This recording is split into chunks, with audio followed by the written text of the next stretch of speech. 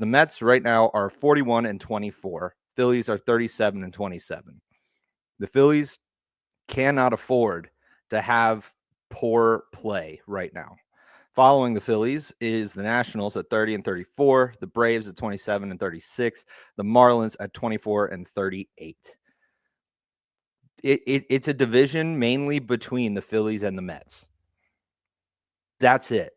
That's really who is the only options at this point, the way these teams are playing, to win the NL East.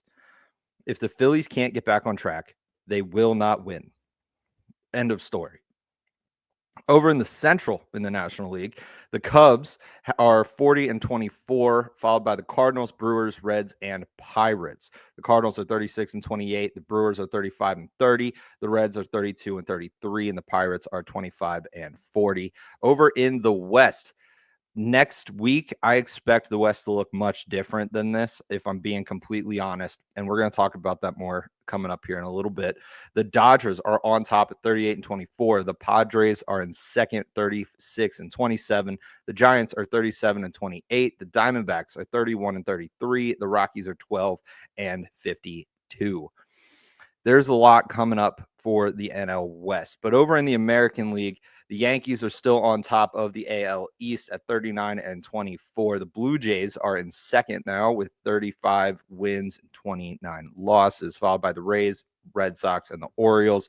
The Tigers are on top of the AL Central, and it doesn't look like they're going to get caught if they can keep up the way that they're playing right now. They're at 42-24. The Twins are 34-30, followed by the Guardians, Royals, and the White Sox. Over in the AL West, the Astros climbed to the top at 36-28, followed by Seattle at 32-31. The Angels are 30-33. The Rangers are 30-35, and the A's are 25-41. These standings are starting to become a little more solidified at this point in the season. We're starting to get a better idea of who is going to win each division, and right now, I'm really on the Cubs to win the National League Central. I don't know if the Cardinals are going to be able to close the gap, and I kind of have a hunch that the Cardinals are going to end up offloading a lot of players at the deadline. I don't know why they would, especially if they're in playoff contention or if they have a shot of making the playoffs. I am wondering if the Cardinals will be buyers at the deadline, but all season long, all off season long, everyone assumed that the Cardinals were going to be bad, including myself. I did not think that the Cardinals were going to be in second place at this point in the season in the National League Central. I really thought the Cardinals were going to struggle and look to offload a lot of their big name talent for prospects such as Nolan Arenado, Sonny Gray, Contreras. I thought he was going to be traded, especially because they were moving him to first base.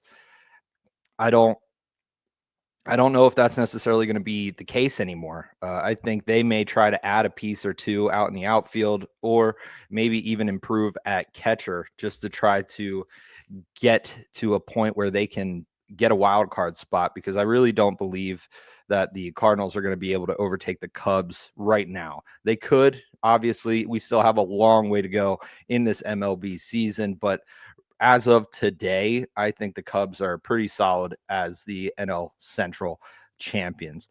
Looking at some of the statistical leaders, Aaron Judge still on top with the batting average at .390. He's slumping. He's slumping. He's not slumping at all. He's crushing the ball. He's playing really well. Speaking of playing really well and crushing the ball, is Jacob Wilson at .370. He is unreal. Freddie Freeman is in third, batting .354. Jose Ramirez has a .333. Jeremy Pena and Jonathan Aranda have a .321 batting average. They're all playing unreal baseball right now. Looking at the hits, Aaron Judge and Jacob Wilson both sit at the top, 92 and 91 hits respectively. Then a big drop off to third place with Jeremy Pena at 79. Jose Ramirez comes in at fourth with 77, tied with Trey Turner and Jarren Duran.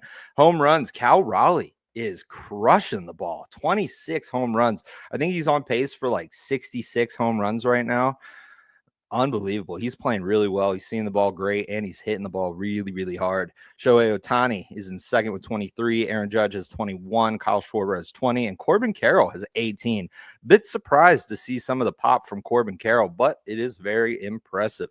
Looking at these stats for pitchers, Chris Bubic is leading ERA with a 1.43, followed by Nathan Eovaldi, who I contemplated leaving off this list because he's on the IL right now, but he has a 1.56. Kodai Senga has a 1.59. Max Fried is in fourth with a 1.78. And Hunter Brown rounds out the top five with a 1.82. Garrett Crochet leads in strikeouts with 110. Mackenzie Gore follows him with 108. Tarek Skubal, 105. Logan Webb, 101. And Carlos Rodon at 98. Looking at the saves leaders, you have Robert Suarez at 20. Carlos Estevez at 18. Kyle Finnegan also at 18. Josh Hader and Andres Munoz both have 17 saves.